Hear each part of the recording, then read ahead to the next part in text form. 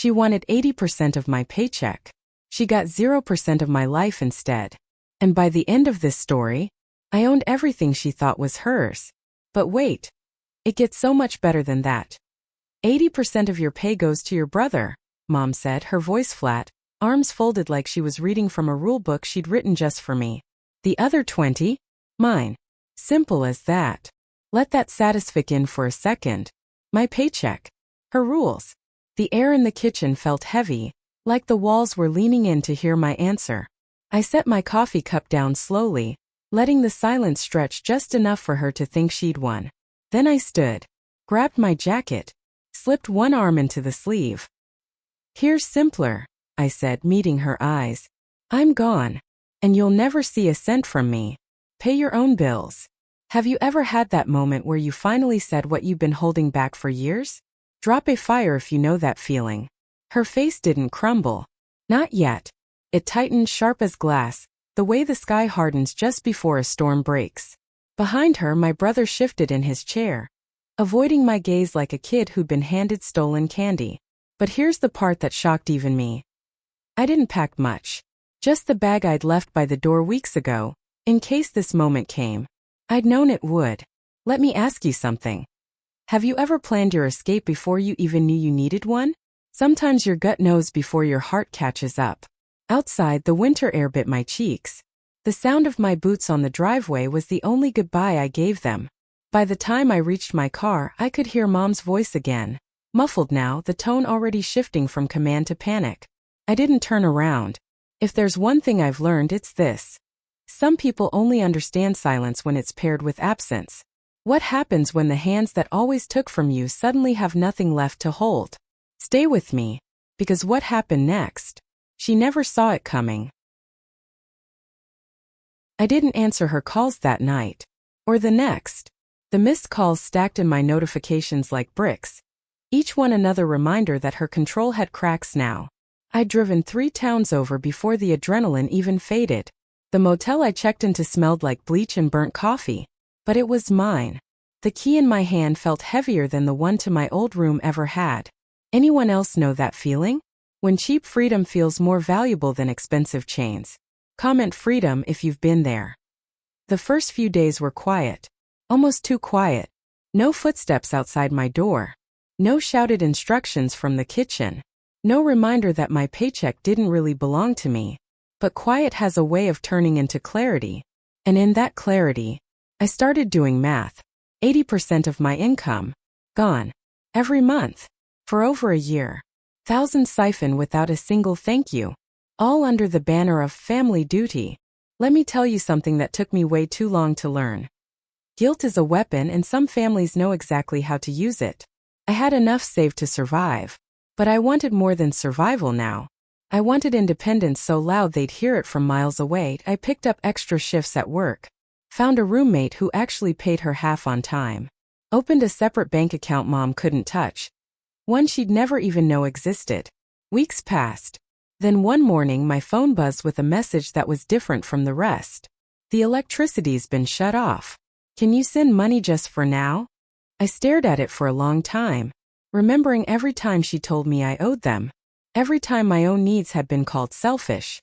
What would you have done? Be honest in the comments. Instead of replying, I took a screenshot, saved it in a folder I titled Receipts, and went back to work. Because I had a feeling this was only the beginning. And when the end came, I wanted to have every word, every plea documented. Here's something they don't tell you about revenge. Sometimes the best revenge isn't cutting someone off all at once. It's letting them feel, drip by drip, what life is like without you. 2 weeks later, the calls turned into voicemails. First, Mom's voice was sharp, ordering me to stop acting childish. Then it softened into pleading. By the 4th message, she was crying. Not because she missed me, because the water had been shut off too. I listened to each one once. Saved them. Never called back. Every time my phone lit up with her name, it was like a little reminder that her grip on me had finally slipped. I'd built a new routine. Work. Home. Peace. No guilt hanging in the air. No one tallying up what I owed. The money I kept for myself wasn't just numbers in an account. It was proof I could stand on my own. But then, something happened that changed everything. My brother called. I almost didn't answer, but curiosity got the better of me. His voice was quieter than I'd ever heard it. "They're talking about selling the house," he said. "It's bad, Marissa. She thought you'd step in. You always did before." That last part? It made me smile. Not in joy, but in recognition. Yes, I always had. And that's exactly why they believed I always would. That's the trap, isn't it? When you're reliable, people stop seeing your kindness as a gift. They start seeing it as an obligation. But here's what he didn't know. I didn't tell him I'd already checked public records. That I knew the mortgage was behind. That the bank had already filed the first notice. Instead, I said, "I'm sorry you're going through that." And let the silence hang. He waited for me to offer something, money, advice, anything. I offered nothing. When we hung up, I sat there for a long time, the hum of my fridge filling the room. It wasn't satisfaction I felt. It was something quieter.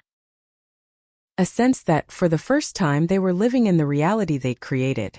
And I knew this was only going to get worse for them. But what I was about to do next, even I didn't see it coming until the idea formed in my head. The next message didn't come to my phone. Came to my mailbox.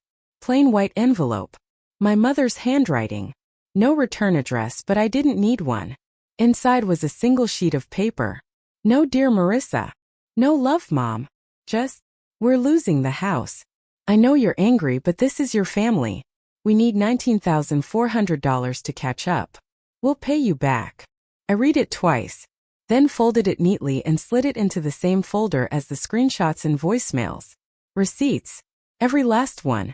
They thought numbers on paper might move me, that the weight of their need would finally drag me back in. But the truth was, I'd already decided what my answer would be, months ago, standing in that kitchen, when she claimed my paycheck like it was her birthright. Still, I couldn't ignore the idea forming in my head. If the house was going to be sold, someone would buy it. And if that someone was me, well, I could make sure they never saw the inside of it again. Wait, did you see where this is going? Because it's about to get good. Like and follow so you don't miss what happens next. I didn't rush. I started researching. Foreclosure timelines. Auction dates. Bidding rules. Every detail that would make it possible to turn their power grab into my quiet victory. A work I picked up over time. Not because I needed the money immediately, but because I liked the thought of paying for this move entirely on my own, without touching a dime they'd ever had access to. By the end of the week I had a plan. Not to save them, not to bail them out, but to make sure the ending to this story belonged to me.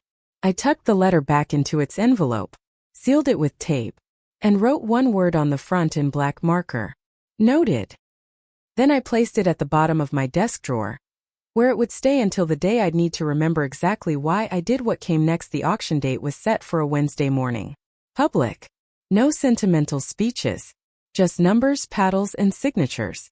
I arrived early, hair tucked into a low bun, dressed in a plain blazer that made me look like just another quiet bidder. Nobody glanced twice. When the property list flashed on the screen, my eyes locked on the address I knew by heart. The house where I'd poured my income into someone else's comfort. The kitchen where they told me without flinching that my work, my time, my money belonged to them. The bidding started low. I kept my hand still at first, letting others jump in, watching the price climb. When it hit a number that made half the room hesitate, I raised my paddle. One bid. The room shifted. A man across from me countered. I didn't blink. I raised again. And again. It became a rhythm, his hesitation my certainty, until finally, the auctioneer's voice cut the air. Sold. Gavel down. The papers were in my name before noon. No cosigners. No shared ownership. No loopholes that could ever put it back in their hands. I walked out into the sunlight holding the folder like it was the deed to my own freedom. Because it was. Can you imagine that feeling? Owning the very place where they once told you that you were nothing? Type sold in the comments if this gave you chills. That night I drove past the house. Lights on in the living room. Shadows moving behind the curtains. They had no idea yet. But they would. And when they did, I wasn't going to gloat. I wasn't going to yell. I was simply going to hand them the truth. The same way they once handed me my bags. It happened 3 days later. I was sipping coffee at my kitchen table when my phone buzzed. Not with a call, but with a photo from an unknown number. It was the front door of the house. A bright red notice taped across it. Change of ownership. Vacate by month's end. Before I could even type a reply, Mom's name lit up my screen. I let it ring once, twice, then answered. "It's you," she said. No question in her voice. Just accusation. "Yes," I replied. Calm. Her words tumbled over each other. "You can't do this, Marissa. We're your family. We took care of you." I almost laughed. "You took from me," I said. "There's a difference." Silence. Then the sound of her breathing. Heavy, uneven. "What do you want?" she finally asked. It was the same question I'd asked myself in the weeks leading up to this. And the answer had never been money. It was this moment. The shift. Her realizing she no longer held anything over me. "I want you out," I said simply. End of the month. After that, the locks change. I could hear her choke back something. Anger or tears, I couldn't tell. "You'll regret this," she said. But I knew better. Regret was waking up every day in that house, working hours I'd never get back, just to hand my life over to people who saw me as a resource instead of a person. This was release. When I hung up, I saved the call recording to my receipts folder. Because one day, I might want to remember exactly how freedom sounded. The final week came faster than I expected.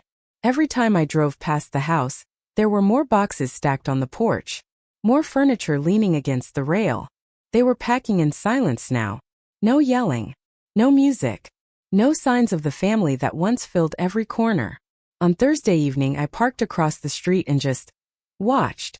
My brother carried out a lamp I recognized, one I'd bought years ago, back when my paychecks went straight into their comfort. My sister shut the trunk of her car with a sharp slam, refusing to look in my direction. Then Mom appeared in the doorway. She didn't step outside. She just stood there, holding a set of keys in her palm, staring at them like they were the last proof she belonged here. For a second, I wondered if she'd walk over, if she'd try one last time to bargain, to soften her voice, to rewrite the years in a single conversation. But she didn't. She just turned, disappeared inside, and came back with another box. Sometimes the most powerful thing you can do is simply exist. Without explanation. Without apology. By Friday night, the place was nearly empty. I walked through the front gate under the fading light. The crunch of gravel under my shoes loud in the stillness. The air smelled different, less lived in. More like possibility. I stood in the driveway. The same spot where she once told me how much of my life belonged to them. And I thought about how strange it felt to reclaim a place without raising my voice. Without lifting a hand. Tomorrow the locks would change. And when they did, this house, and everything it represented, would finally be mine alone. Saturday morning broke clear and cold. The kind of air that wakes every nerve in your body.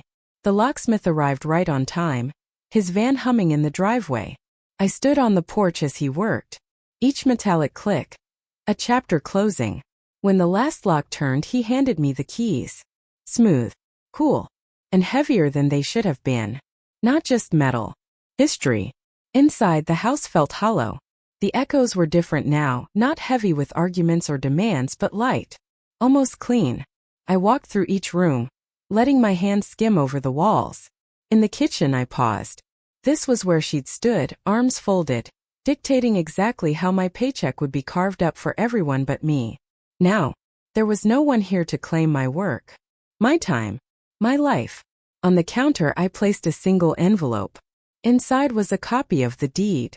My name in bold black ink. On the front of the envelope I wrote one line. "The bills are yours now." No signature. No explanation. I stepped outside. Locked the door behind me. Let the keys rest in my palm for just a second longer before sliding them into my pocket. The sun was warm on my face as I walked down the driveway. The same driveway where I'd once left with nothing. Only this time, I wasn't leaving. I was arriving. Arriving at a life that was finally entirely mine. This story is a reminder that sometimes the most powerful revenge is simply taking back control of your own life. When people believe your time, money, and energy belong to them, walking away can feel impossible. But it's the first step to freedom. Marissa didn't scream, didn't beg, didn't try to prove her worth. She removed herself from the cycle, built her independence in silence, and let those who took from her feel the weight of their own choices. Buying the house wasn't about possession. It was about turning the very place they used to control her into a symbol of her independence. It showed that revenge doesn't have to be loud or cruel. It can be quiet, legal, and absolute. In the end, she didn't need their approval, or even their understanding. She needed her life back. And she claimed it. If you've ever been used, underestimated, or told you owe someone who only takes from you, remember, fire your boundaries are not selfish. Fire your success doesn't need their permission. Fire, and sometimes the most poetic justice is standing exactly where they once told you didn't belong. And staying there on your own terms. Drop a house in the comments if you made it to the end. Share this with someone who needs to hear it today. And follow for more stories like this, because this is just the beginning.